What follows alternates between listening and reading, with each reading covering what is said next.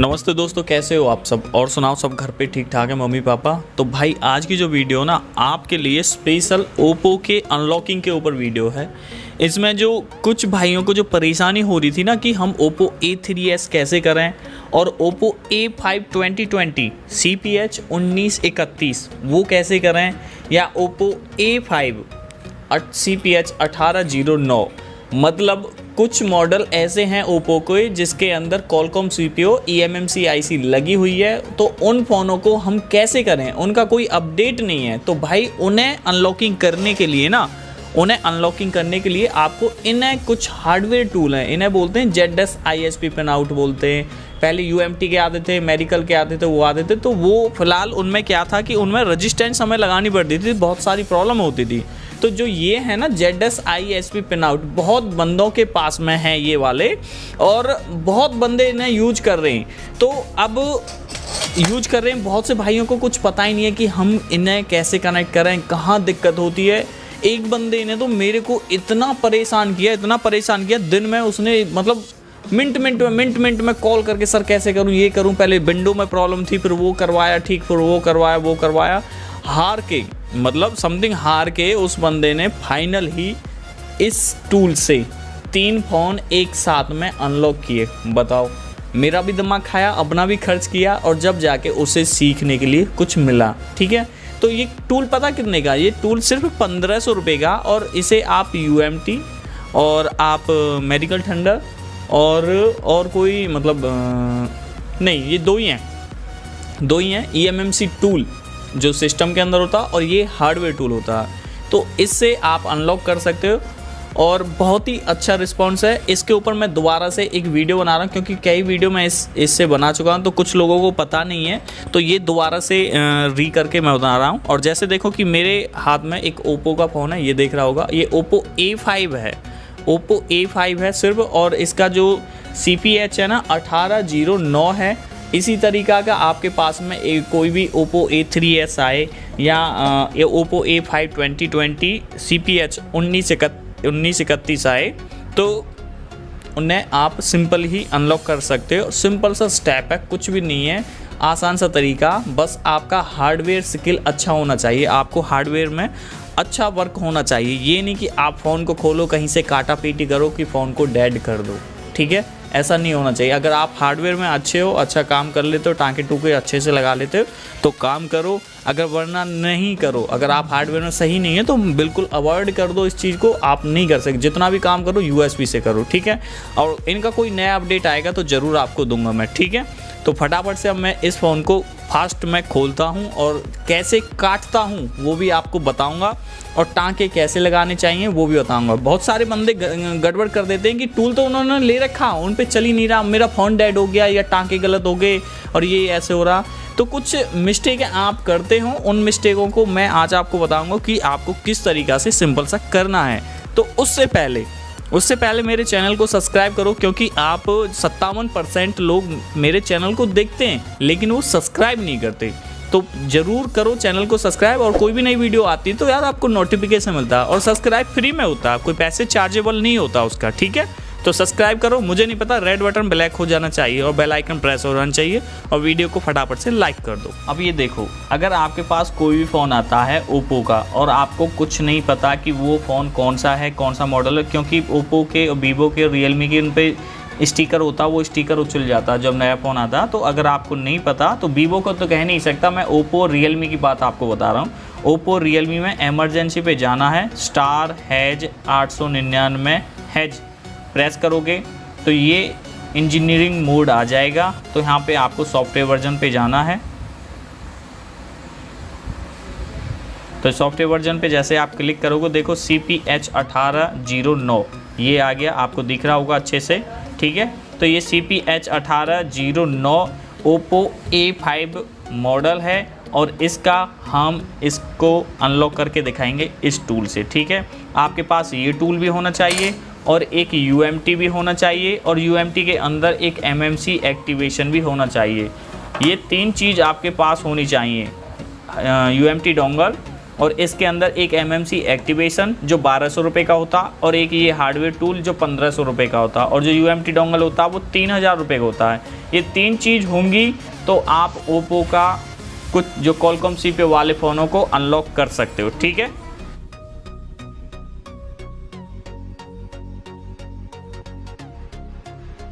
ये देखो बिल्कुल फ्रेश फ़ोन है, कहीं कोई काटा पीटी नहीं है।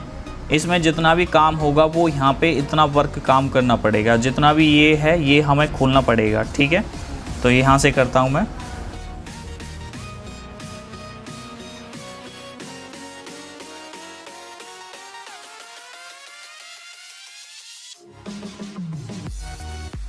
देखो कितना अच्छा तरीका से काटने का, ना तो हमें हॉट गन मशीन की ज़रूरत है ना कुछ है। एक सिंपल सा जो 10 रुपये का चक्कू आता है ना, ये वाला चक्कू, जितनी बाउंड्री आपको काटनी है उतना वहाँ से इस चक्कू से घिसो, और घिसने के बाद में एक सिंपल सा ऐसे कटर से या नॉर्मल कटर से उसे काट दो। अब ये देखो, आप देख रहे होंगे, आपकी स्क्रीन पे आ रहा होगा, ज़रा देखो गौर से, कितना सिंपल सा तरीका, आराम से, कोई भी कैसी मिस्टेक नहीं है, ठीक है। अब हम इसे एक बार संतुष्टि के लिए फोकस कर जरा, एक बार इसे संतुष्टि के लिए ना हम न्यू चेक कर लेते हैं इसे। कभी हमने कुछ काटने में या कुछ वैसे करने में कभी फ़ोन को डेड तो नहीं कर दिया हमने, ठीक है।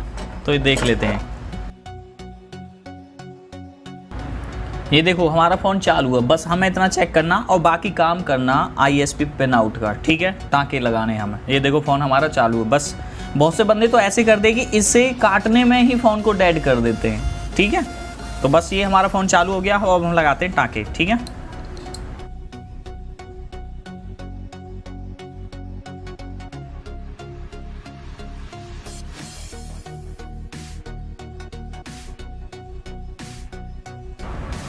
ये देखो, 1 मिनट मेरे को दिखाओ।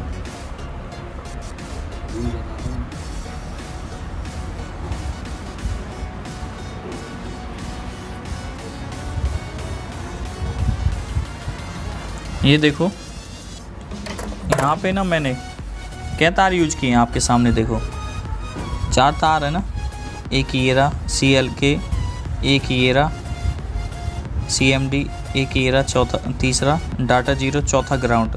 जो ग्राउंड वाला ट्रैक है ना वो मोटा लगाना, ठीक है। और जो हमें, अगर हमारा ये फ़ोन कनेक्ट ना हो तो हमें ओप्पो A3s में 1.8 वाला VCC-Q वाला ट्रैक यहाँ पे लगाना 1.8 पे, ठीक है। अब ये देखो मैंने यहाँ पे ERD की पहले ही डाटा केबल इसमें लगा दी है, VCC और VCC-Q की सप्लाई के लिए, और एक ही डाटा केबल लगा दी है इसमें। अब ये देखो, अभी मैंने डाटा केबल अटैच नहीं करी है, ठीक है। तो सबसे पहले क्या करना होगा, सबसे पहले हमें करना होगा कि हमें जो फ़ोन वाली सप्लाई है वो लगानी है आपको। फ़ोन वाली सप्लाई के तार किधर गए, फ़ोन वाली सप्लाई के तार ये रहे इधर, ठीक है। तो सबसे पहले हम लगाएंगे, ये लगा दिया हमने, ये फ़ोन वाली सप्लाई, ठीक है। तो ये देखो, और जो अब हमें लगाना है ये कार्ड रीडर ZS वाला टूल। तो ये देखो ZS वाले टूल में ये बत्ती ब्लिंकिंग होगी, 2, एक रेड और एक ग्रीन, ठीक है। तो अब देखो मैं आपको सिस्टम पे दिखाता हूँ कि जितना भी सिस्टम का काम है ना, कुछ भी नहीं है सिस्टम का काम। आपको क्या करना, माई कंप्यूटर पे राइट क्लिक करोगे तो डिवाइस मैनेजर होता, ठीक है। तो इस पर क्लिक करना है, और इस पे जैसे ही आप क्लिक करोगे तो डिवाइस मैनेजर पे जाओ, ये डिवाइस मैनेजर हो गया। और ये देखो यहाँ से आने के बाद में ये डिस्क ड्राइव हो गया, और ये हमारा जो जर्नल स्टोरेज है इस पे प्रॉपर्टी इसकी चेक कर लो कि कितना स्टोरेज आ रहा है, कितना नहीं आ रहा। हो सकता है ये कैमरा थोड़ा हिले जुले, ये यहाँ पे मैं प्रॉपर्टी चेक कर लेता हूँ। ये देखो 29.820, मतलब ये फ़ोन 32 GB का फ़ोन है। बताओ, देखो मैंने कितने टाँके लगाए, ठीक है। अब ये फ़ोन हो गया कनेक्ट। अब ये देखो, ठीक है। अब एक सिंपल सा स्टेप करना होगा। क्या करना होगा, हमारा UMT लगा हुआ, ये लगा हुआ, ठीक है। तो अब हमें क्या करना हो, MMC टूल ओपन करना। ये ओपन किया मैंने यहाँ से, ये देखो आपके सामने बिल्कुल लाइव है, इसमें कोई एडिटिंग ना कटिंग ना कुछ, बिल्कुल प्रॉपर है इसमें, ठीक है। अब ये देखो, ना हमें पोर्ट स्कैन करने की ज़रूरत पड़ेगी ना कुछ। हमें eMMC हार्डवेयर टूल बाद में ओपन करना, पहले फ़ोन को यहाँ से वेरीफाई करना कि फ़ोन कनेक्ट हुआ नहीं हुआ। ये देखो मैंने ओपन किया ना, मैंने स्कैन किया ना कुछ किया, 29.12 GB आ गई। तो ये फ़ोन हमारा कितना 32 GB का फ़ोन है और सिंपल सा इसे कनेक्ट पे क्लिक कर देंगे। अब ये देखो ये फ़ोन कनेक्ट हो गया, एक ही बार में कनेक्ट हो गया ना। अब हमें क्या करना, सर्वर पे जाके फॉर्मेट यूज़र डाटा पे जाना है, सेफ मोड पे रखना है, एक्सक्लूसिव इसे कर देना है। अब यहीं से ये फ़ोन सिंपल सा फॉर्मेट हो जाएगा। देखो सेफ मोड डन, ठीक है, ये हो गया। अब इतना ही काम था इसमें, इतना ही काम था और बस देखो इतना सा ही काम था, कुछ भी नहीं था ना। सिंपल सा 4 ट्रैक लगाए, जिस तरीक़ा से मैंने फ़ोन को फॉलो किया, मतलब स्टेप बाय स्टेप बताया, समझाया, कहीं भी कुछ दिक्कत नहीं हुई। और एक आसान सी 1 क्लिक से आपका Oppo A3s, Oppo मॉडल भूल जाता हूँ, Oppo A3s में 2 मॉडल हैं जो CPH 1803 है, 1803 है। Oppo A5 2020 CPH 1931, ठीक है। और Oppo A5 1809, ये हमारा Oppo A5 1809 है। सिंपल से स्टेप थे, उसी तरीक़ा से आपको करना है और वो मैंने करके दिखा दिया। अब देखो मैं इसे डिसेबल करता हूँ। डिसेबल करने के लिए सिंपल सा पहले इनको यहाँ से डिसेबल करो और डिसेबल करने के लिए आपको यहाँ पे टाँके को रिमूव कर देना।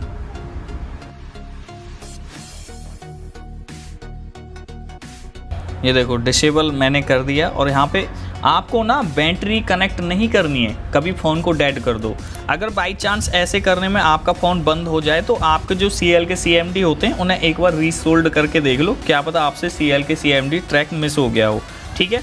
तो ये देखो मैं आपके सामने ये यहाँ से किया और यहाँ से करने के बाद ये बैटरी यहाँ से कनेक्ट की और ये देखो, ये देखो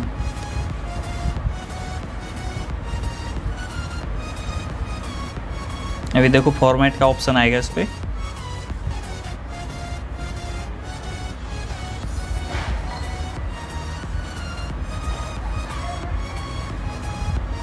ये देखो सिंपल सा स्टेप था यार, आसान सा तरीका था। हार्डवेयर तो यार इतना अच्छा आता होगा आप पे, करो स्टेप बाय स्टेप फॉलो करो, कहीं कोई परेशानी नहीं आएगी। जैसे मैंने टाँके लगाए ऐसे टाँके लगाना बिना माइक्रोस्कोप के। और आप ये सोचते हैं कि ये टाँके माइक्रोस्कोप से लग सकते हैं, नहीं। अभी मेरी दुकान में ना बहुत अंधेरा हो रहा है, ये लाइट का थोड़ा वैसे, क्योंकि मैंने दोनों शटर गिर रखे हैं, वरना मेरे को माइक्रोस्कोप की भी कोई ज़रूरत नहीं है। बाकी नॉर्मल ही काम कर लेता हूँ जितना भी होता है, ठीक है ना। तो वो ये माइक्रोस्कोप सिर्फ आपको दिखाने के लिए, उत्साह करने के लिए मैंने माइक्रोस्कोप ले रखी है और जितना भी है, ठीक है। बाकी काम करता है माइक्रोस्कोप, कुछ काम ऐसे होते हैं जो बिना माइक्रोस्कोप के काम नहीं होता। अभी तक जितना भी है ना ओप्पो के जो MT के CPU फ़ोन है ना वो तो नॉर्मल USB से हो रहे हैं, और जो कॉलकॉम CPU वाले हैं उन फ़ोन को खोलना पड़ता, काटा पीटी करना पड़ता, इस तरीक़ा से होता। मैं रियल बता रहा हूँ, जिस तरीक़ा से मैंने किया उस तरीक़ा से आप करोगे, एक भी फ़ोन आपका डेड नहीं हो सकता, एक भी फ़ोन, ठीक है। अब इसकी क्या कीमत है, 1500 रुपये। और जब आप ये फ़ोन अनलॉक करोगे तो कितना पैसे लोगे थे एक कस्टमर से? 2 फ़ोन 3 फ़ोन में आप अपना कीमत कर सकते हो वसूल, ठीक है ना। तो आसान से स्टेप बाय स्टेप फॉलो किया करो और काम इसी तरीक़ा से होता है और कुछ भी नहीं है, ठीक है ना। तो आपको मेरी वीडियो पसंद आई हो तो इसी बात के ऊपर पहले तो चैनल को सब्सक्राइब करो और वीडियो को लाइक करो और एक अच्छा सा कमेंट बताओ कि आपको वीडियो कैसी लगी, ठीक है। तो नेक्स्ट वीडियो में बहुत जल्दी मिलेंगे। जय हिंद, वंदे मातरम। ये तो बोल दिया। अगर बाई चांस आपका फ़ोन अगर यहाँ पे रुके ना, यहाँ पे रुके काफ़ी टाइम ले जाए तो सिंपल सा पता क्या करना, बैटरी को डिस्कनेक्ट करना और दोबारा से लगा के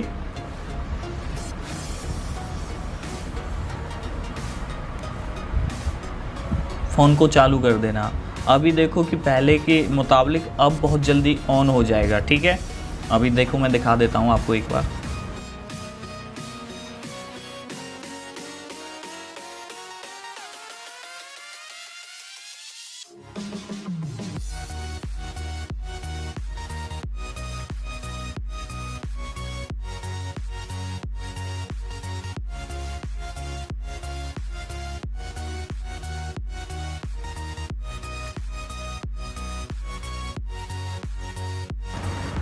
ये देखो चल गया ना हमारा फ़ोन।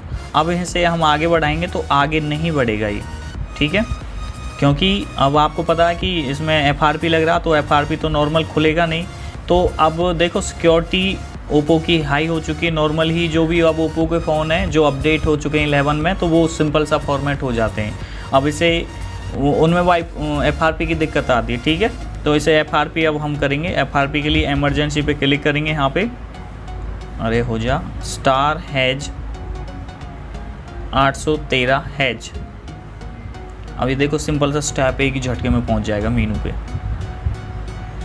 ये देखो हमारा फ़ोन का FRP भी हो चुका। यही तरीका है और भी कुछ नहीं है इसमें, ठीक है।